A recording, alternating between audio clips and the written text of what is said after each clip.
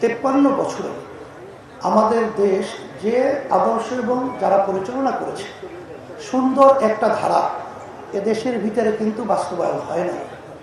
আপনারা দেখেছেন যে ফ্যাসিস্ট প্রায় 15.5 বছর পর্যন্ত যেভাবে দেশ পরিচালনা করেছিল সেটা আমরা সবাই ভুক্তভোগী। কিন্তু এই যে অন্তর্বর্তীকালীন সরকার, এরা কিন্তু আসলে অনেকটাই রাজনৈতিকভাবে আমি বলবো বিজ্ঞ নয়। তারা আমাদের এই ছাত্র জনতা এক কথায় হাজার হাজার শহীদ হয়েছে, পঙ্গু হয়েছে, চোখ হারিয়েছে, তাদেরই কিন্তু একটা ফসল অন্তর্বর্তীকালীন সরকার।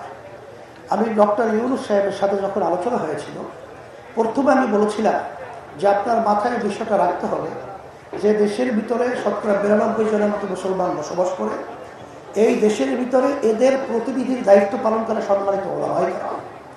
তা আপনাদের কার্যক্রম পদক্ষেপ কথার ব্যাপারে খুব সতর্কতা থাকতে হবে, কারণ আপনারা যে জনগণের সহযোগিতার মাধ্যমে যে আপনারা সরকার পরিচালনা করছেন, এত জনগণের সমর্থন নিয়ে বিগত যুগ যুগ ধরে কোনো সরকার দেশ পরিচালনা করে নাই।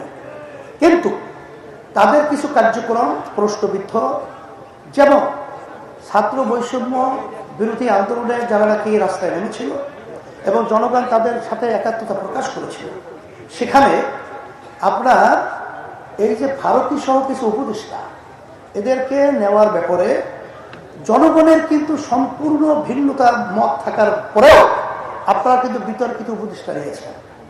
এটা কিন্তু অত্যন্ত দুঃখজনক। তবে আমি বিএনপি সহ সকলকে আমি বলবো যে সরকার কিন্তু 3-4 মাস যেতে না যেতেই আমরা বিভিন্ন পর্যায়ে রাজনৈতিক দল মাঠে ময়দানে কাজ করছি।